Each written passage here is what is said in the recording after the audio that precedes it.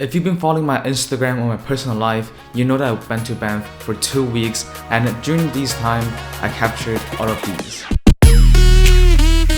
Obviously, I can't talk about all of these insane photos in just one video, but I'm gonna talk about my top 5 favorite and some stories behind it. So if you're someone who's just planning on to go to Banff and get some insane photographs, you better watch till the end. So on top number 5, we have what I like to call the framed tower. So this is basically Calgary Tower, but I just want to make the name a bit creative. Just instead of calling it Calgary Tower, that would be super boring. Now I understand that this isn't in the Banff National Park yet. This isn't like the Lake Louise, Marine Lake areas, but I suggest all of you going to Banff, stay 1 night or 2 nights, which is what we did in Calgary, to discover some city places and just having some good night's sleep before actually tackling the challenge to drive couple hundreds kilometers to Banff, because that's gonna be super boring and super tiring. So the story behind it is that we were just coming back from the Calgary Stampede, and basically there's many events, many parades going on, which is super crazy, super fun, and I think it definitely deserved what they call themselves the best outdoor event ever.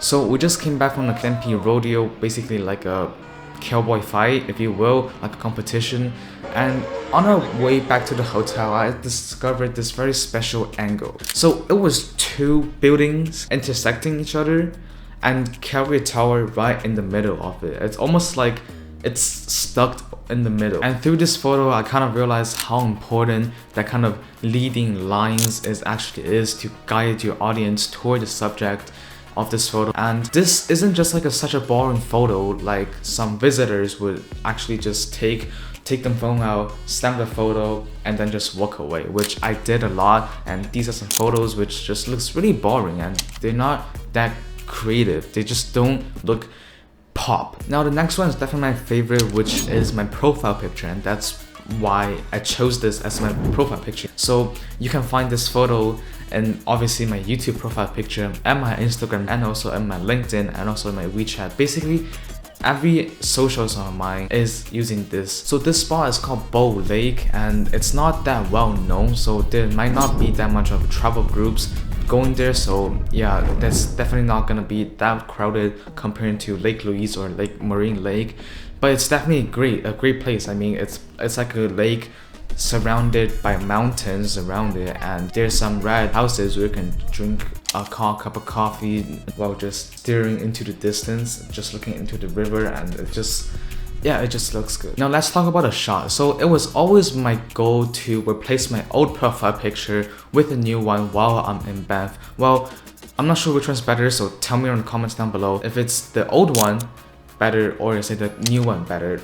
I still don't know. Yeah, comment down below. I want to see your opinions on that. So as I was saying about getting a new profile picture in Banff, I don't want it to be just a casual photo, like a visitor photo with a scissor hand in front of Lake Louise or Marine Lake. So when I was in Bow Lake, I just told myself, okay, this is the spot. And obviously there's something else that makes it pop, and I think that is kind of my hoodie.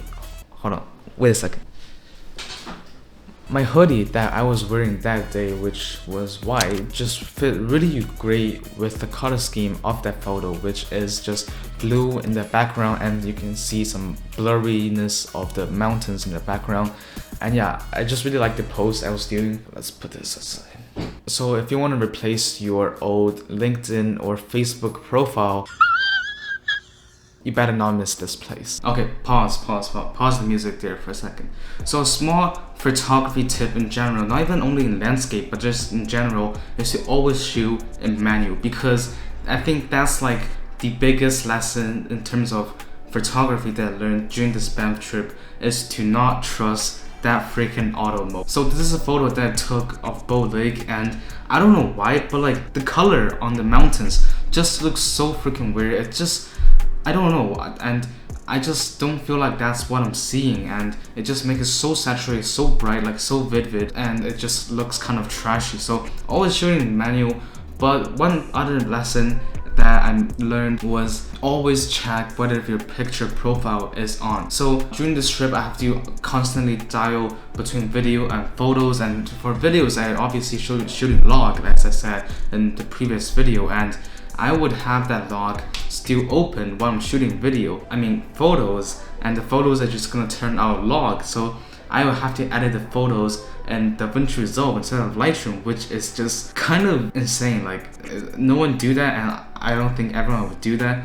But anyways, yeah, just look for that, and that's like one of the biggest lessons I learned. So just always check whether your picture profile is on, and yeah. So at Marine Lake, we hiked this little trail beside the lake, and at the end of it, I created a small Instagram reel, and if you haven't checked it already, make sure to check that out in my Instagram account. And afterward, we just headed right back to the rock pile, which it's literally crowded, not gonna lie.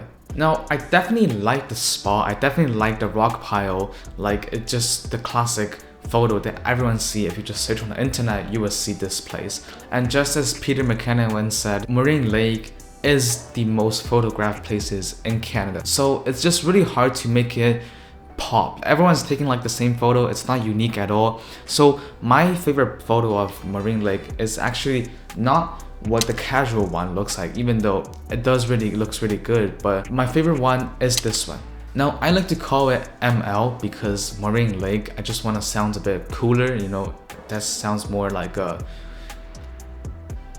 I don't know, this just sounds good. The canoes on the bottom right really just add more to the photo, to the frame, just the more color, more foreground, more richness, more saturation, whatever you call it. And yeah, just having something in the foreground really just make your photos stand out more. Okay, welcome back to yet another photography lesson by me, and this time we're talking about specifically landscape photos, and that is always try to keep your aperture as low as possible, or just not the highest that your lens can go. So for me, I'm shooting on 18 to 105 f4 aperture from Sony, and I shot this picture of Marine Lake and f4, and this picture didn't make it onto list, even though it looks pretty good. I'm pretty happy about it when I'm shooting, but when I pop it out onto my computer and see it, it's just like, it's just frustrating to see the side being distorted because of the aperture being too high, and it's just so blurry that it's just unlookable. So tune down your aperture to f10, f11, f12, or even just the lowest like f22, and just keeping everything in the frame and just keep everything clear and sharp. Now, speaking of keeping everything in the frame, you always want to shoot in the widest focal length as possible. So again, the lowest on my lens is 18 millimeters, which is pretty wide already, because I can, like right now it's 18 millimeters. You can see a lot about me, like this is 20, just room in the back, in the back. But I think it could have been better if it's even wider for shooting landscape, because you just want to have the widest possible. You know, I'm okay with 18. So that's it for this photography tip lesson, whatever you call it. And now get back to the video. Now, coming up on top number 2 is actually not what you might think it is. You might think it's Lake Louise or another photo of Marine Lake, but it's actually this place called Morant Curve.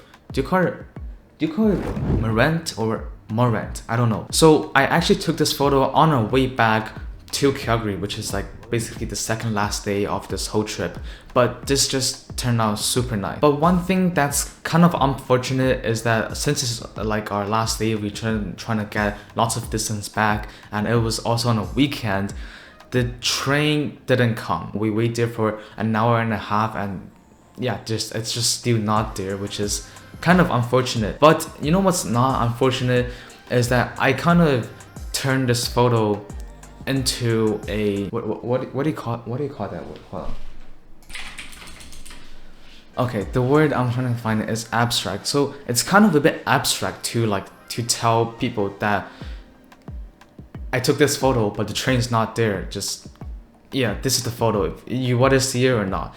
So yeah, I named it What's Missing. And for everyone who haven't saw this video that you're watching right now, they might just imagine, what's missing? Is it a bird? Is it sunset? Is it a person standing on a trainway ready to suicide? But lucky you guys who's watching, you actually know what's happening and you know it's that's train. Well, I mean, obviously most of people think that way, but you know, who knows. So the last one, top number one, the banger of Banff trip 2022, whatever you call it, is this one that's hanging on the wall right over here. You might think this is someone else's print that I just bought, but I took this picture, I edited this, I printed this out, and the story behind it is kind of insane. So I hope that this photograph can be a reminder of the great places I visited and the good things I experienced. I wish I can keep documenting wonderful moments in life by practicing this art form of photography, and I urge all of you behind the screen to also find what your passion means to you. Don't wait for me, honey. Don't wait. So this photo is called Sunrise. Now, why didn't I call it Lake Louise Sunrise? Because I believe that this is the sunset spot. There's just no elsewhere that looks like this, and this is the sunset spot in the world. We actually went there 2 times. So for 2 days, we woke up at 5 and we went to Lake Louise. So at the first time, we woke up a bit late because we don't know, like, we don't have experience. So we woke up at like 5:30 and the sun was just so amazing at that point. But at the time we arrived there, it's just not the one that I was wishing for. So on the next day, we had a bit more experience and we woke up a bit earlier. So it was like 5:15 or 5:20, and yet the lake was still crowded, but I got the shot.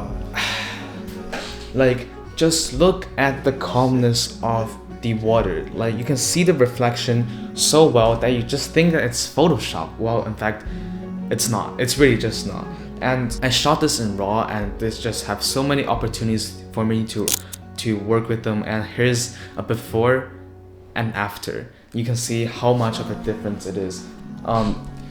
The camera don't pick up that much of information color, but this just looks so good. And when I'm just editing them, I knew that this is going to be my bucket shot. Like, this might be like the best photo, my favorite photo, and this year, this whole career, no, not whole career, but like so far with the photography, filmmaking, and just, yeah, I just love this photo. And when I'm just share with my family and my friends, I just can't put it into words. So I have to repeat this. This is my bucket shot. But the question is, what is your bucket shot?